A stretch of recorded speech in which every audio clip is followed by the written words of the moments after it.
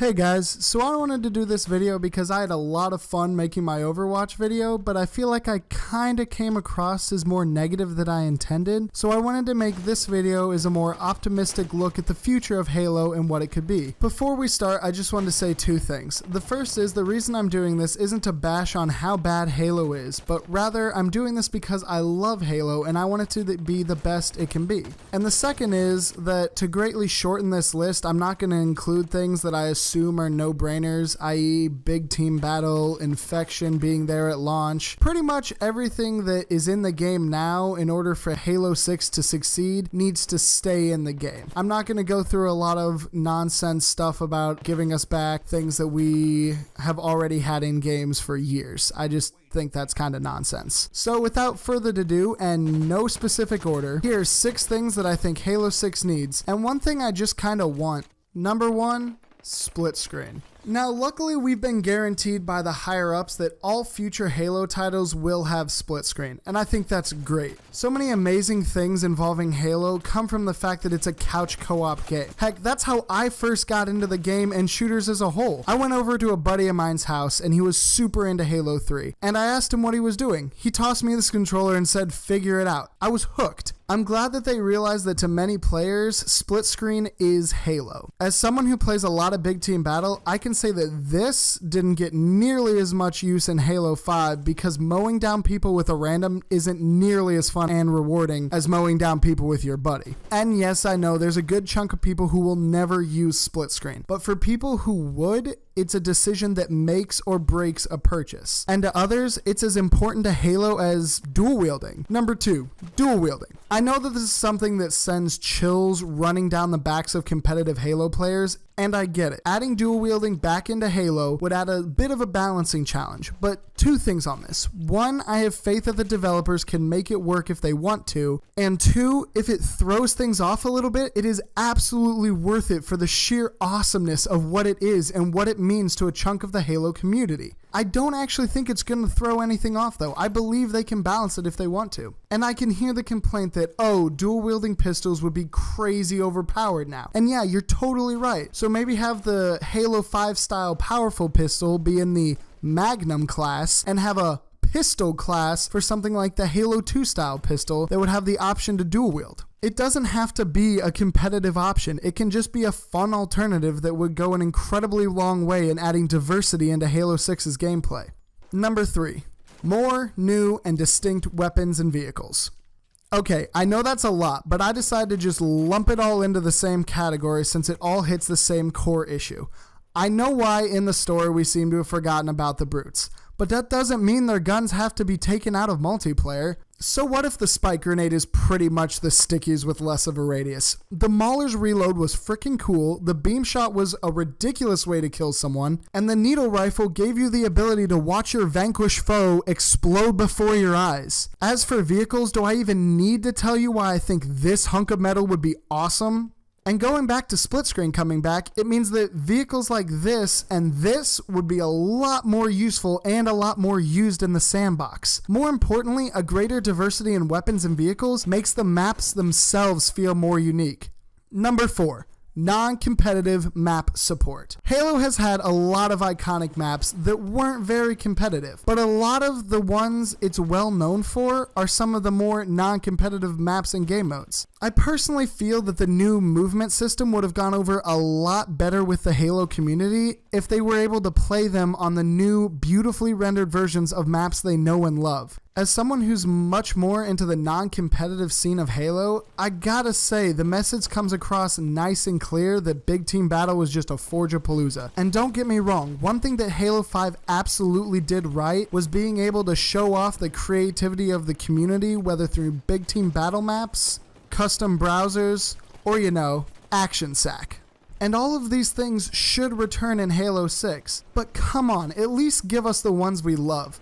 I don't think it's a big assumption to say that Blood Gulch alone is a pretty big part of what made Halo what it is today. It's clear to the competitive community you care, okay? They got the message. Now show the rest of us some love.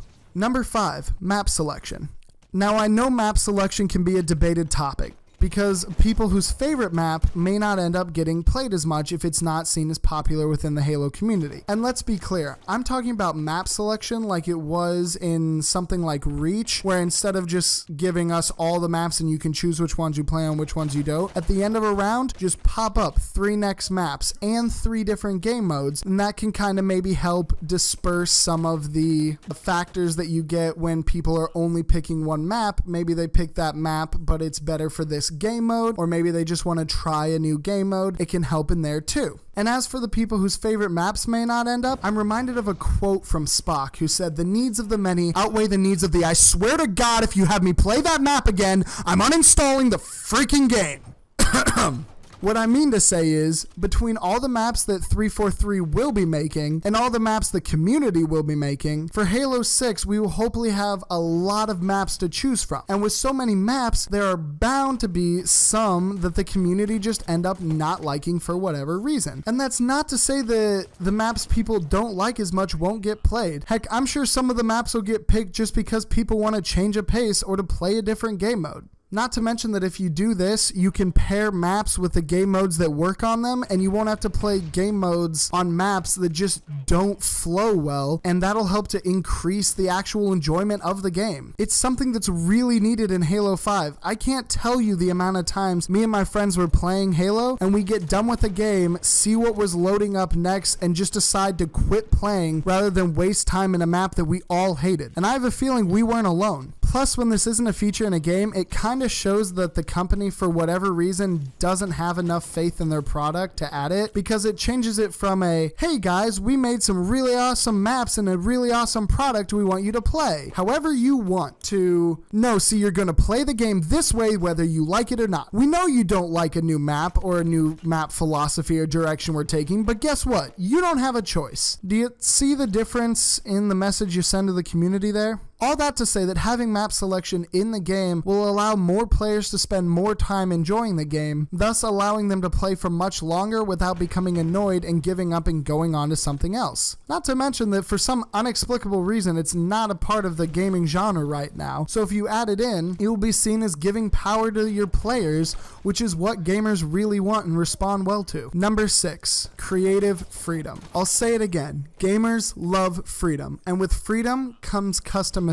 And for a game that used to have it, with Halo Reach being a prime example, it's surprising that Halo's dropped it. Now, I know they did this for the rec system, but I don't think these two things have to be mutually exclusive. Instead of selling whole armor sets, sell each arm piece, arm, leg, chest, helmet, each of these pieces separately. And I know I can hear the community groan about having just more things to unlock if you want to get your character to look the way you want them to look. But if they also listen to my other video about how to fix the rec system, then it wouldn't be a bad thing to do, and it could help to unclutter the UI a bit. Say we have a Spartan. You could select one of his body parts, don't make it weird, let's say his helmet, and it would show you all of the base unlock types of helmet you have available. You then have to click on a base helmet type and it pulls up all the different variants of that helmet under that category that you have unlocked. 343 would do a much better job of making it look good, and it would solve a couple of issues all at once. And the same goes for the emblem. Don't want to give users complete customization on that? I understand. Otherwise, the loading screen would just be an online anatomy class. But what if instead of wasting time making a bunch of different emblems that we don't really feel attached to, we had to unlock, say, the cowboy hat and the cat, or a sword and a taco? I don't know. These are just examples. But my point is that in an era where games are giving you the characters you'll play as, by allowing gamers to create their own custom emblem and soldier, they're going to feel a personal attachment and a true sense of individuality on the battlefield, which will most likely lead to them staying longer and having a more enjoyable time. Bonus number. Needs these at launch window. I understand that all of these things will take time, and with some of these things, if they aren't in the game at launch, then they probably never will be added, such as dual wielding, map selection, creative freedom. Part of those are largely based on game structure choices, and those choices take a lot of time and money to create and change. But for the rest of these, if they aren't in at launch, I would say they need to be in at least the launch window, say within the first month. Obviously, it would be best for the game if these things were at launch when the game came out, because that's when the game's at the most hype and most attention to the audience that people want to grow. And after those initial ideas are formed from most people, it's nearly impossible to change the broader audience's mindset on a game this big. People are going to make up their opinion and move on. But I understand that these games have budgets. I'm not an idiot. I know there's a finite amount of staff working on a vast number of things. So if this is an issue, if time specifically is an issue, I'd say that at the latest these things need to be at the game within the first 1 to 3 month post-launch range. And if it's going to take closer to the 3-month period, then at launch, give us a map of where things will be going and where things will be added, because lack of communication leads to resentment. Just look at No Man's Sky for that. And again, I'm not saying as time goes on, add in the things that we already come to expect in a Halo game. Big team battle, all those fun things. I'm saying this is a map going forward of actually new things you're adding into the game, or things that should be in the game. You know what? It should just be in there at launch. This is just me being too nice. Okay, so there's my list. And on the off chance that someone in the Halo community with a way to reach 343 finds this, please share it with them. I'm sure most of this stuff is stuff they'll hear all the time, so maybe just number 6, because I really do believe these changes can help to better the relationships between Halo, its fans, and its community, and help to make the game something truly awesome. I think people want to care about Halo again in a big way, but as developers and the community, we have to give them a reason to care. I know I'm just a voice on the internet, and a pretty small one at that, but at the end of the day, that's all I really want. Like I said at the beginning of this video, I'm not making this list because I think Halo's terrible and needs to be fixed right away. I'm making this list because I love Halo and I want to see it bettered so more people can enjoy it. Oh, and P.S., don't worry so much about having verticality. It turns out gamers don't really like it that much. But hey, those are just my thoughts, and thoughts don't mean much unless you share them. So let me know what you're thinking down in the comments below. Or